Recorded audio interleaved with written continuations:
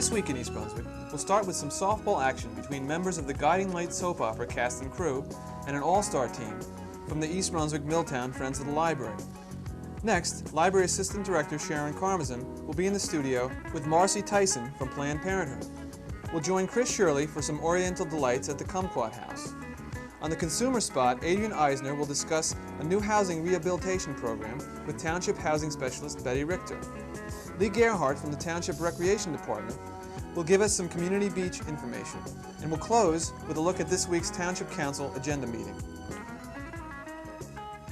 A celebrity softball game held this past Sunday at Milltown's Michelin Field featured the cast and crew of Channel 2's Guiding Light, a popular afternoon soap opera, pitted against the Library All-Stars, sponsored by Friends of the East Brunswick and Milltown Libraries. Despite the mid-90s heat, a large crowd turned out to watch their favorite stars, including Josh, Rick, Nola, and Mindy, in action. The Guiding Light took an early 1-0 lead, but went into the 9th inning trailing 9-5. John Megliero, host of Channel 8 Sports Talk, was on hand and will give us the play-by-play for the final inning. It's top of the 9th and Sherry's up for the Guiding Light All-Stars. They trail this game 9-5 and are looking to get men on base. She takes a swing. That's her first strike. Behind by 4 runs and swings at 3-0. Strike 2. She takes the second strike. It's a 3-2 count. Shot to shortstop. Over to first base, and there's 1 out. And the Guiding Light All-Stars are down to their last 2 outs, trailing by 4 runs here in the top of the 9th. It's been an exciting game filled with all sorts of circus catches and fine heads-up play by the Library All-Stars. And the Guiding Light Stars have seemed to enjoy it even though they're trailing here.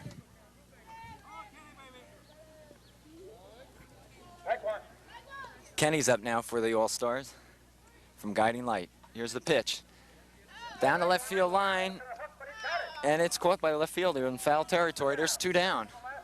This could be it. The last chance for the Guiding Light All-Stars. They're down 9-5, 9th inning. And it's up to Big Norman. Hey, Spike. I don't think I want to make him the last out. Norman is looking to drive it deep here. Down by 4 runs and 2 outs. Here's the pitch. Shot to center, and there's a man on. So Norman singles with 2 out in the 9th here.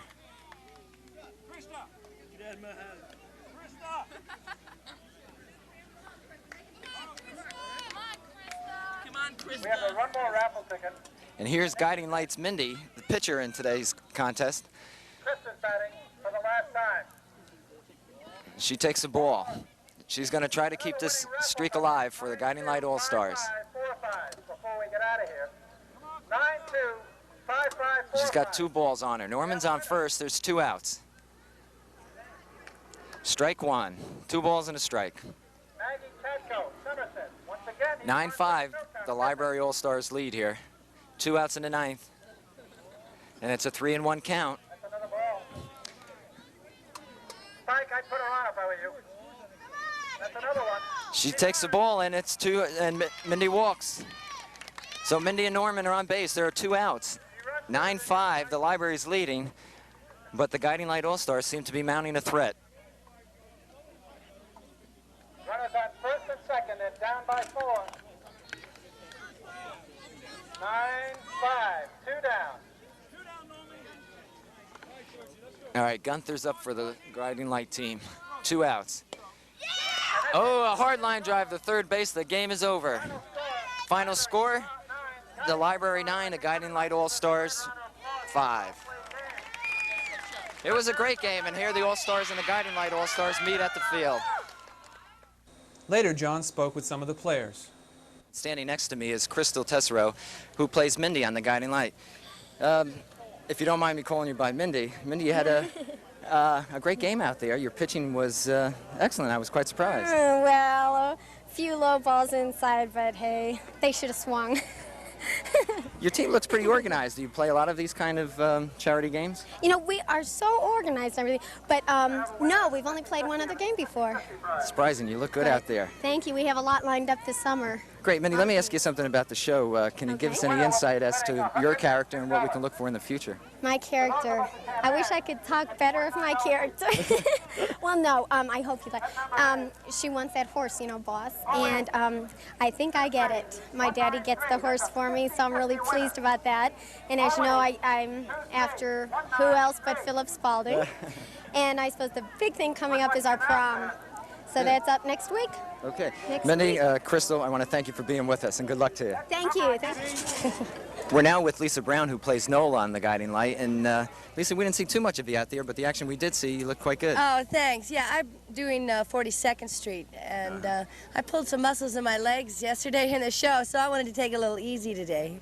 Yeah. Lisa, let me ask you about the Guiding Light team. You looked well organized out there, and there seemed to be a great deal of excitement among you. Yeah, we have a good time. It's a lot of fun. You know, we play about every weekend, just about. Do you? So, yeah. No practice during the week, but we get to play on the weekends. Okay, let me ask you. I asked Mindy, any insight into your character on the show? After the wedding, I don't know what's going to happen. Okay. I'm not really sure what's coming up. Yeah. Okay, well, thanks for being with us. All right, thanks again. Take care. Okay. We now have Joe Cherico, one of the members of the Library All-Star team. Joe, a lot of excitement out there today. Yeah, it was good. We had a good time today. It was a lot of fun. Were you surprised by the caliber of their play? Not really. We knew they were pretty good. Yeah, they seemed like they were pretty good athletes, and I really thought it was going to be more of a one-sided game than what it actually was. Yeah, they had a lot of girls, too, you know, so that turned it off a little bit. But the guys were good. They really were. How about your team? They played pretty well. You guys play often together? Yeah, pretty much, you know, here and there. Okay, well, thanks for being with us. No problem. Thank you. Janet, I know you're a follower of Guiding Light. What'd you think of the game? I didn't really watch it. I was just watching the stars. Just watching the stars, huh? Who's your favorite? Nola. Nola? Mm-hmm. Why is that? Because she's real crazy. I think she's real crazy in real life, too. Anything surprising you about these people today than from what you see on the screen? Yeah, they all look really small, and they just seem so much bigger on TV. And they all look like regular people. They are regular people, right? Yeah. Janet, thanks for being with us. You're welcome. Later, when the two teams met for sandwiches and beer, John spoke with Niles Goodsight, Guiding Light stage manager. Niles, I understand you're instrumental in bringing the team here today. Well, I think actually my wife is more instrumental than I was, because she's really the one that did all the work and got all the publicity together. And all I did was ask the team to come out, and my job was the simplest, and she's the one that really put it together. Niles, the Guiding Light team seemed to really enjoy this day. What did you think? I think so. I think they had a super time. They're a bunch of nice people, and they enjoy a day like this. Well, it was a good time for everyone, and I want to thank you so much. Thank you. Okay. For This Week in East Brunswick, I'm John Migliaro. Hi, this is Sharen Karmazin at the East Brunswick Library for This Week in East Brunswick. My guest today is Marcy Tyson. She's health educator with the Planned Parenthood of Middlesex County.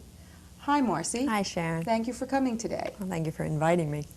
Would you like to tell us a little bit about Planned Parenthood? Well, my affiliate, Planned Parenthood League of Middlesex County, is one of about 197 affiliates of Planned Parenthood Federation of America, which is the national organization.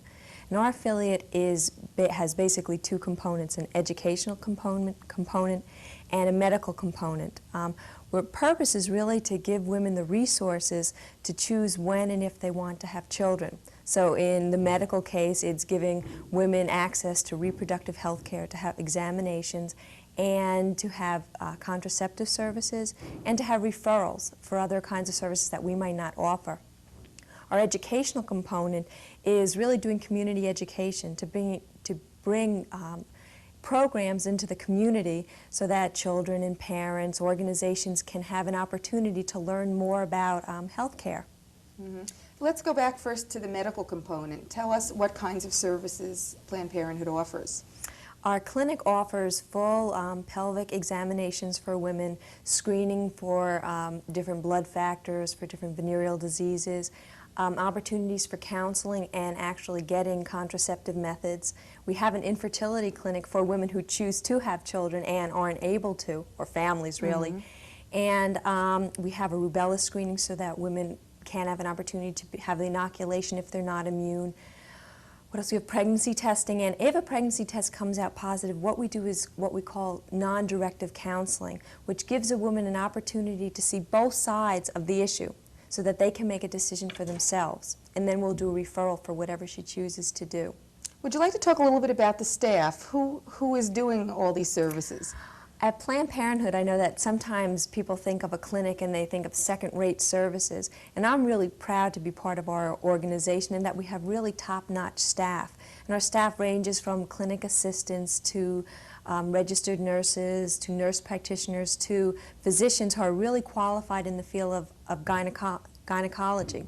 So these would be physicians who would be practicing in the area who would have their own practices or be affiliated with hospitals? Definitely, yes. And so these would be people who would be known in the community? Oh, yes. They are very prominent physicians. I see. And now would you like to talk a little bit more about the health education component that you're involved with? Okay, that's me, because I'm the community health educator. And what we have available for the community are speaking engagements, so that if somebody wanted someone to come to a school or to a PTO, PTA meeting, to a civic group, I could go out and do a speaking engagement on any number of topics.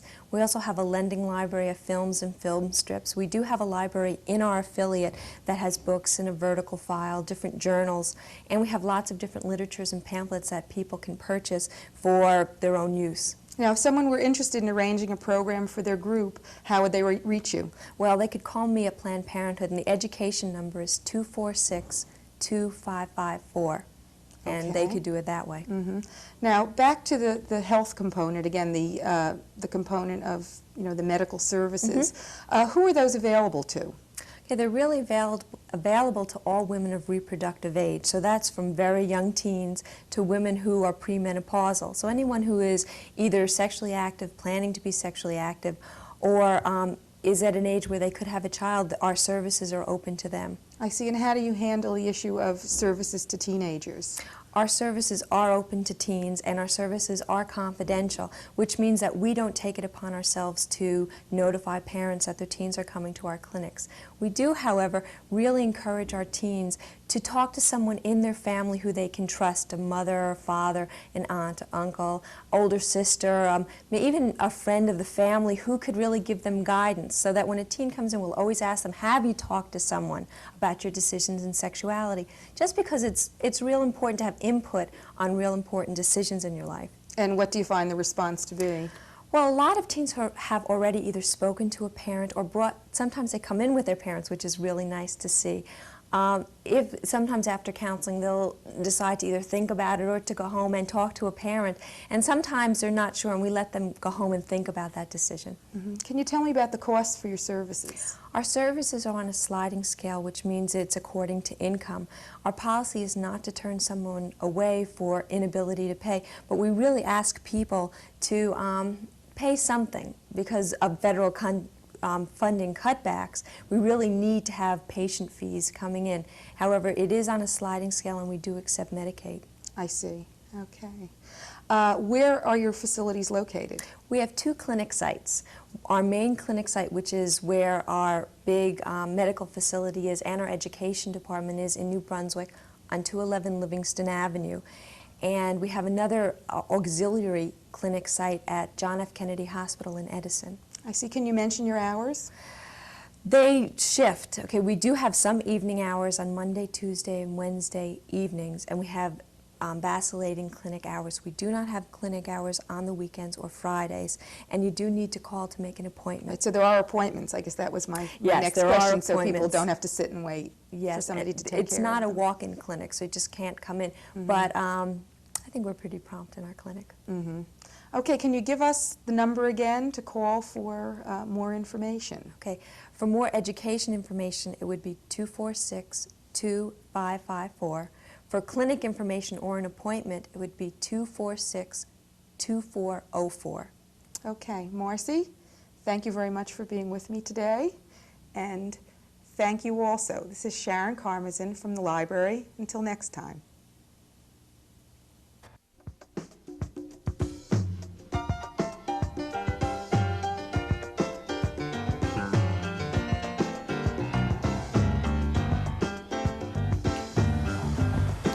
Chris Shirley here for This Week in East Brunswick.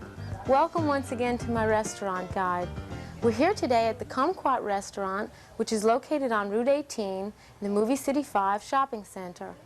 The managers are Mr. Stephen and Jolson Shue, and we will be speaking with Jolson. It's very exotic in here. Between the straw roofs which cover the booths and the palm trees and the bamboo curtains, it all adds to that Polynesian authentic look.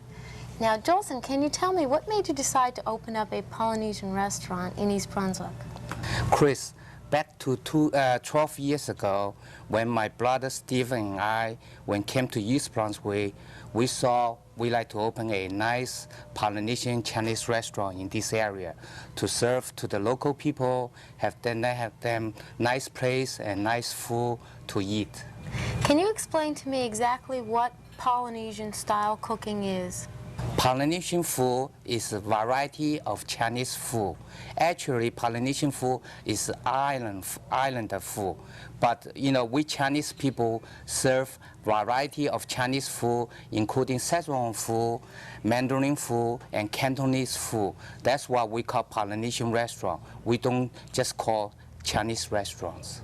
This flaming platter in front of us is the appetizer, and it's called the poo-poo platter. Now, Jolson, can you tell me what foods make up the poo-poo platter? Chris, poo-poo platter, when we serve poo-poo platter, this is called spare ribs, and this is the chicken wings, that's the egg roll, this is the shrimp toast made of shrimp, and this is the bolo steak. The reason of the framing is for the people, if they figure the food is too cold, they can warm out here. Either, then this is a part of the decoration too. Now for the main course. Jolson would like to introduce to us his head chef, who will be preparing for us a special dish. Chris, this is our chef, Tommy Chu. He came to this country 12 years ago. He's a graduate from a Hong Kong cooking school. Now he's going to prepare one dish they call gumbo chicken ding. Inside, you have the chicken, bamboo shoots, green peppers, some onion. Then we use sesame oil, some hot spicy oil. We mix together. This is a Szechuan food. Customer can order without hot or hot, extra hot. And how long will that have to cook for now? This is cooking about 5 minutes. You know, at home you cook about 5 minutes. In the restaurant, because we had a big stove and big wok, maybe 2 minutes or 3 minutes will be done, one dish. A traditional way to end a Polynesian meal is with a fortune cookie. So for good dining, come to the Kumquat restaurant. And we'd like to thank Jolson Shue and everyone at the Kumquat restaurant. And until this time, in 2 weeks, this is Chris Shirley from This Week in East Brunswick. Hello, I'm Lee Gerhardt, Supervisor of Beach Operations at Community Beach in East Brunswick. This weekend, June 18th, the beach will open full-time. On weekends, hours will be the 11 o'clock until 8 o'clock, and weekday hours will be Monday through Friday, 11:30 to 8 p.m. This year we have a number of things to offer at the beach besides sunbathing and swimming. We have boat rentals, as well as a new diving dock area for the swim team members, and we also have our swim team A and B teams. We'll be also having a recreation programmer down here to program recreation activities on a daily basis that will involve everybody from the ages of 5 and under to the adult programming areas. East Brunswick Community Beach is open on a seasonal basis from Memorial Day weekend to Labor Day weekend. Unfortunately, this season we were forced to close on Memorial Day weekend due to a water main break that destroyed our isthmus area over by our diving section. The new diving dock is now placed in and the isthmus has been repaired. It adds to our facility and gives us a better diving area than in the past years.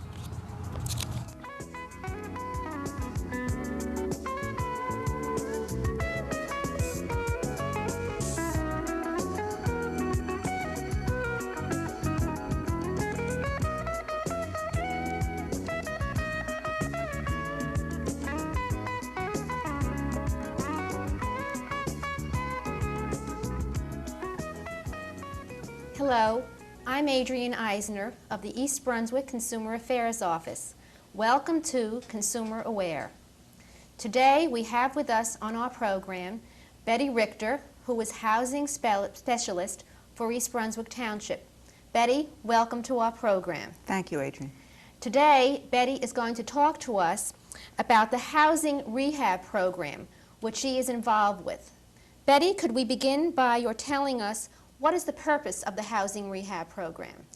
The general purpose is to help East Brunswick residents maintain their housing stock. Funds are available to people of low and moderate income. And it can deal with problems such as eliminating health and safety problems, upgrading appearance, or handling a variety of weatherization problems. If insulation is needed, storm windows, roofing, siding, painting, plumbing, electrical, a variety of problems, anything that is needed to bring that housing stock up to current standards. It sounds like a very broad program. Who would be eligible for the kinds of improvements that you're talking about under this program? The guidelines are based on income and family size. I won't go through all the family sizes, but I'll give you some illustrations. Okay. A family of 2 would be eligible if their income is no more than $20,800 a year. For a family of 4, maximum income would be $26,000 a year. For a family of 8, it would be $32,500 a year. So any household whose total gross family income is within those income guidelines would be eligible for assistance. All right. Now, what is the source of funding? Where is the money coming from to be utilized for this program? The funding source is the federal government, and the money comes through the county, Middlesex County Housing and Community Development Program. They actually administer the program, but I serve locally as the liaison to that program. So if somebody is interested in assistance, they should get in touch with me. I will come out and make an initial inspection of the dwelling to determine what kind of housing assistance is needed. I will also check to make sure that they are income eligible for the program, and I can give assistance in filling out the county application and sending it into the county. The county picks up from that point on. All right. Now, could you give a phone number where people can reach you? We'll give it again at the end of the program, but perhaps you could give it now so those who are interested could jot it down, where they could reach you at the municipal building. 390-6870. Now, there's another question that comes to mind is, how is the money given? Is it a grant? Is it a loan? How actually is the money received by the homeowner who applies and is eligible? It is given in what's called a life loan. The maximum amount that a homeowner can receive is $7,500. However, they will not give more than the amount of money needed to do the rehab work required. That money is given to the homeowner. A mortgage is taken out, but it is a no-interest life loan, which means that there are no payments, regular payments to be made on it. The principal amount borrowed is repaid if and when the house is sold. If that homeowner remains there for 20 years or 30 years, there are no payments to be made in that time. Only when the house is sold, out of the proceeds of the sale, will the principal amount be repaid. That sounds like a very beneficial program then. So if any of our viewers feel that they are eligible for the program, their first step would be to get in touch with you and start the application process. Is there a deadline for this? No, this program we hope will be an ongoing program, but the county list right now is quite low, and they are ready and anxious to help new applicants. So this is a very good time to apply. Sometimes when there are a lot of applicants, there's a wait of up to 6 months or a year sometimes for assistance. But right now, the list is quite small, and they're anxious to move ahead with new applicants. So you would advise people who think that they would qualify and who are interested in getting their application in as soon as possible? Yes. Right. Is there any other information that you would like to give to our viewers about the program that we have not already mentioned? perhaps just to tell them a little bit about how the process works. After you've been in touch with me and I determine preliminarily that you are income eligible and that in fact your home needs rehabilitation, the application is sent into the county. They will continue the income verification process and will send a cost estimator out to make an official, complete inspection of your home. From that inspection, a work write-up is developed, and that work write-up would tell a contractor what needs to be done. That work write-up is approved by the homeowner, and then it is sent out to bid. The county has a group of contractors that work through their program, and they will send that work write-up out for bid.